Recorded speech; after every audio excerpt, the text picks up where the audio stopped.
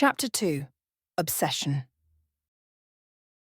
Tom feels an intense heat on his face. He tries to open his eyes, but at the first movement, he feels his whole body throb with pain. A truck had definitely run over him, then reversed just to make sure. After figuring out a way to move without too much pain, he begins to sit up. He rubs his eyes to clear the vision blurred by the morning sun. He's in his room, sitting on his bed. Tomás is still wearing his school uniform, with his shoes on and even his backpack. Confused, he stands up, drops the backpack on the floor and starts walking toward the bathroom in his room. His steps are heavy and dragging, each one harder than the last. He stops in front of the mirror, sees his reflection, and mumbles a, "My God!" in sheer shock. His hair is extremely messy, some leaves stuck to the strands with what looks like dried mud. More leaves, branches, dirt, and other colourful things he doesn't know what they are, make his uniform look awful. It's as if he had rolled down a hillside and finished with a strike into paint cans. That would explain the strange mess and the pain in his body. Nothing makes sense. It's very early, barely past 6, and he's already up, dressed and filthy. He figures that upon entering the alley, the last thing he remembers, he must have rolled down some slope. As for the coloured goo, he can't come up with an explanation. Maybe he went to the Nickelodeon Kids' Choice Awards. He tries harder to remember what had happened, but all he can recall is the strange alley between the two houses. Everything after that is a blank with no explanation. He stares at his miserable reflection in the mirror before starting to undress for a shower. There's no way he can go anywhere looking like that. While tossing his clothes into the hamper, all he can think is that his mum is going to kill him for making her wash all that mess, and rightly so. He gets out of the shower feeling much better. He's not tired. On the contrary, it feels like he slept for an entire day. Which may actually have happened. He puts on his school clothes and goes to the kitchen to have breakfast. He took so long in the shower that everything should already be set on the table. "You're up already, son?" his mum says when she sees him enter the kitchen. "I didn't even see what time you got home yesterday. What did you do after school?" she asks, unbothered. Tom had never given her a reason to stress, maybe that's why she's so calm. "I got home early, Mom, but I was really tired and just stayed in my room sleeping," he lies convincingly. That's better than saying he has no idea what happened. She would definitely think he was on drugs. And considering the state he woke up in, who wouldn't? Wow. "And what did you do that wore you out like that?" she asks curiously. "I didn't do anything. But me and Mandy broke up and I don't know, I'm just feeling like this." That part is true. When his mum opens her mouth to say something, he cuts her off. "But I don't want to talk about it, so don't even start." She presses her lips together and gives him that classic mom look of concern that we all recognise. Then she goes back to her morning tasks. When Tomás finishes his juice and a piece of bread, his dad walks into the kitchen accompanied by Yoda, the family dog. Without saying anything, he messes up Tom's hair with a smile and grabs a cup of coffee with milk. That's normal. His dad doesn't talk much, especially in the morning. Tom's already used to it, so much so that he doesn't even fix his hair. He just grabs his backpack and heads to school. Another day without seeing his sister. Now that she has her own car, she doesn't mind sleeping in a bit longer. Not to mention she no longer goes to the same school as her brother. On the way to school, Tomás keeps thinking about the strange alley and what happened the day before. Not even for a moment does Mandy's image cross his mind. It's not that he doesn't miss his ex, but something very strange had happened. His curiosity turns into determination. He needs to go back there after class. There's only one problem. Since he got lost on the way, how will he find that alley again? The boy is so absorbed in his thoughts that he doesn't notice Rafa is already next to him. As talkative as ever, the redhead is quickly noticed.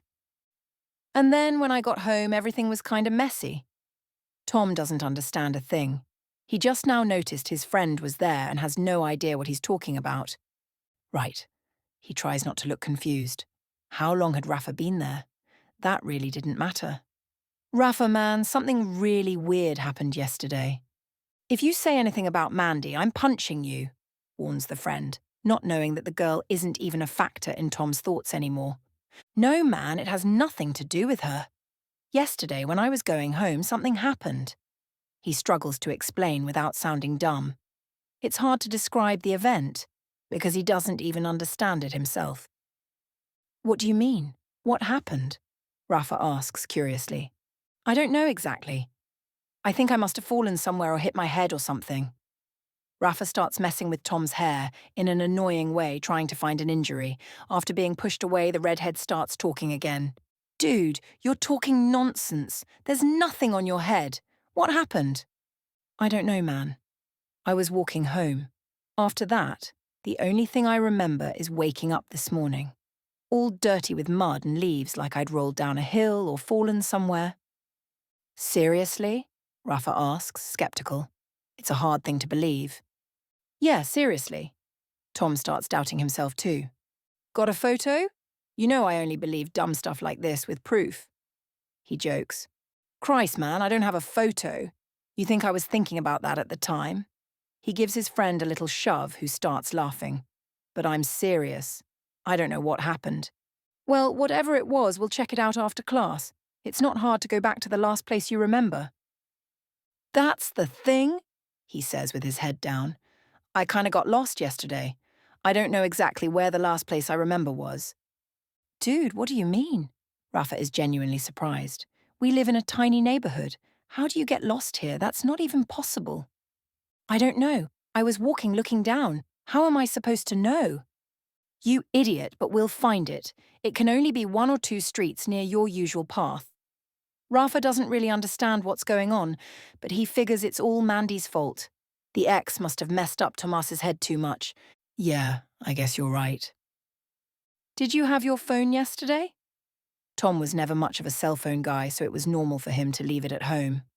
Worse, no. He sighs in frustration. Oh man, you really are a dummy. If you had it, we could just check the map and see where you went. Rafa groans in frustration. I didn't think of that. Of course not. You act like you're allergic to cell phones. The two arrive at school at the same time as always. Everything seems normal, like nothing extraordinary had happened yesterday. Mandy is surrounded by her followers near the fountain at the entrance. Other students come and go from the building as the bell hasn't rung yet. Several cars are moving through the parking lot just like every day.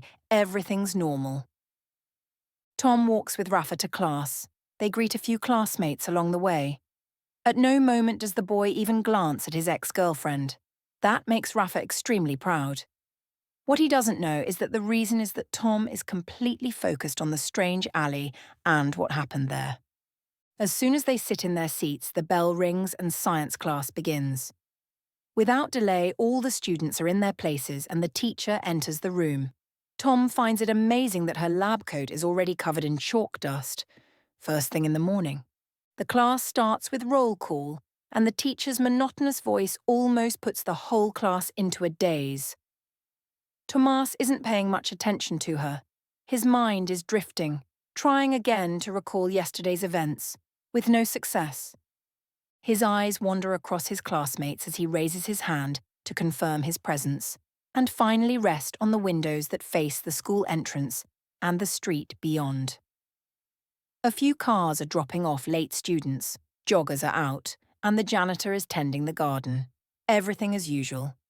Distracted, he almost misses something further away, at the edge of his vision. It looks like a cat walking down the middle of the street, not worried about anything around it.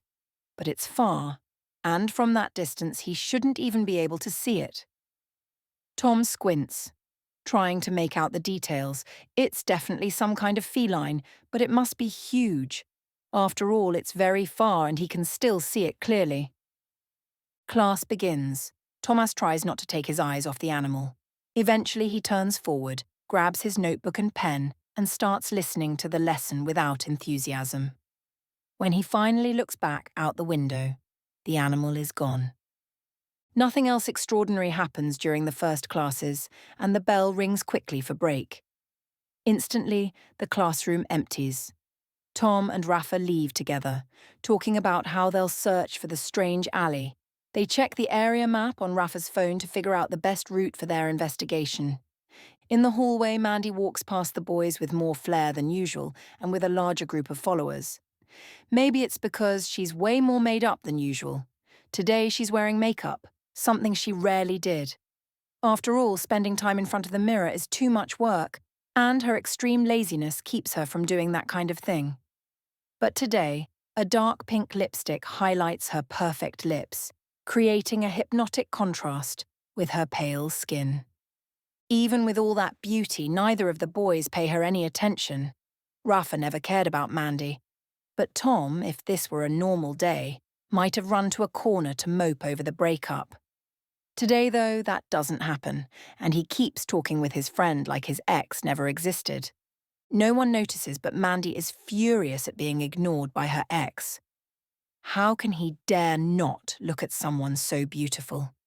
Especially Tomás, who used to do everything she said.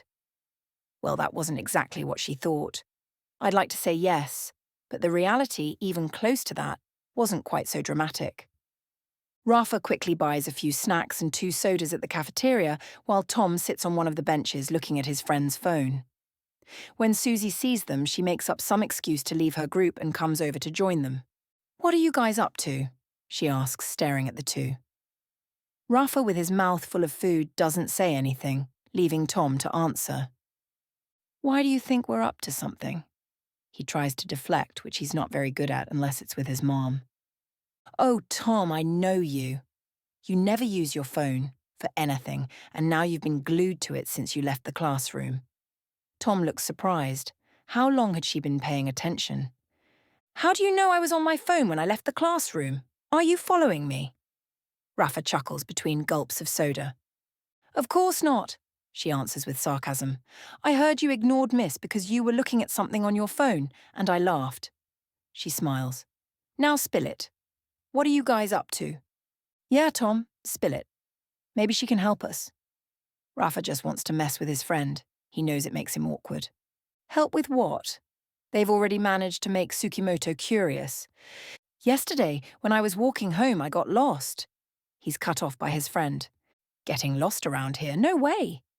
She mocks him with a sly smile. "Really, under normal circumstances, there's no way to get lost around there." "I said the same thing," Rafa adds. "Let me finish." Tom cuts in, a little annoyed. "It wasn't just getting lost. I know the area, and I know it sounds weird, but I was in a different place. Seriously, I'd never walked down that street before, or seen it. And I'm sure I didn't walk far enough to end up in another neighborhood. Okay? All this fascination over a street you didn't know?" Susie looks confused. Everything her friend is saying sounds like nonsense. Maybe the breakup really messed with him. "Are you sure you're okay?" "Come on, I'm fine. But it wasn't just that. It wasn't just an unfamiliar street." "So what was it?" She puts her hands on her hips and leans forward to stare at him. "Well, when I realized I didn't know where I was, I looked around and saw a really weird alley." "An alley? Here?" The neighborhood where they live is completely residential, with big, well-kept houses, nice lawns, and neighbors competing to see who has the greenest grass. An alley really isn't something you'd expect to find there. "Yeah, an alley. I know it sounds weird, and it is weird. When I went in to see what was there, I blacked out." "What do you mean?" she asks, incredulous. "I blacked out. I don't know. The next thing I remember is waking up in my room this morning covered in mud like I'd rolled through it." Susie doesn't say anything for a few seconds. She just looks like she doesn't know if she believes him or if she even understood what she heard. After a minute, she speaks. "Okay. And what are you going to do about it?" Rafa responds immediately. "We plotted the route he usually takes home on the map. Looks like there are only 3 streets where this dummy could have turned off. So we're going to check them out after class." The bell rings, signalling the end of break. They didn't even notice how fast the time passed. "Wait for me after school. I'm coming too." She turns and runs back to her friends who are already heading to class. "Told you she'd help." The redhead smiles like he's a genius. "I never doubted that. I just don't know if it's a good idea." "Why not?" "Because I don't know what happened or what could happen." "What if it's something bad?" he answers, worried. He's never felt this kind of fear of the unknown before. Man, you probably just fell into a ditch, hit your head, and can't remember. We're just going to find the ditch. The two friends go back to the classroom, where the literature teacher is already doing roll call. Normally, Tom likes literature classes. They go by quickly, and he's never had trouble with the grades. The teacher teaches well and knows how to keep the students engaged. The boys sit in their seats at the back and start paying attention to the material. Everything goes as usual. The teacher reads excerpts, and the class discusses them. But in the middle of the class, a few of the lights start flickering frenetically. Rafa and Tomás look at each other and grin. Maybe the power will go out, and they'll be sent home early. A silly thought, but a common one at their age. The teacher walks to the light switches to turn them off, trying to prevent them from burning out while the electricity isn't stable. But even with the switches off, the flickering continues, and gets faster. The whole class starts talking uncontrollably. Some just take the opportunity to catch up. Others are genuinely scared and curious about what's happening. Class! The teacher says loudly so everyone can hear and pay attention. Speak more quietly while I go see what's going on, or call someone to fix the problem. He leaves the room. Incredibly, the volume of conversation goes down, but of course it doesn't stop completely. While the lights flicker, Tom starts seeing a strange image forming on the board. With each flash, it gets clearer. He turns to his friend, wanting to know if he sees it too. But Rafa is chatting with another classmate about the soccer practice the next day. On his other side is a girl Tom doesn't find very interesting. She also seems busy, talking to the boy in front of her. She definitely hasn't noticed anything unusual. He looks back at the board. There's nothing there anymore. Just what the teacher had written. Tom tries to recall what he saw, but he can't make sense of the flashes and lines that had appeared before. A few more minutes pass until the strange event ends the same way it started. The room goes completely dark and silent. Someone gets up and goes to the light switch. After a click, the lights turn back on, like nothing had happened. Rafa turns to Tom and makes a disappointed face. No early release. Right after the teacher comes back into the room with the building maintenance man. An older guy, though his hair is so white it seems to shine, his immaculately clean jumpsuit doesn't match the job he does. Tom didn't know the man's name, so he'd always just called him the maintenance guy. The two adults stand near the door, looking at the lights and switches until deciding nothing can be done with the class in the room. Maybe the wiring needs to be checked, but that can't be done during the school week. The class resumes as normal and the day quickly goes by. The bell rings, late as usual. Most students rush out, but Tom doesn't share their excitement. A strange feeling in his stomach keeps him glued to his seat. The boy has no idea what they'll find in the search for yesterday's blackout. He imagines this walk around the neighborhood won't lead to anything. But something deep down tells him that extraordinary events await.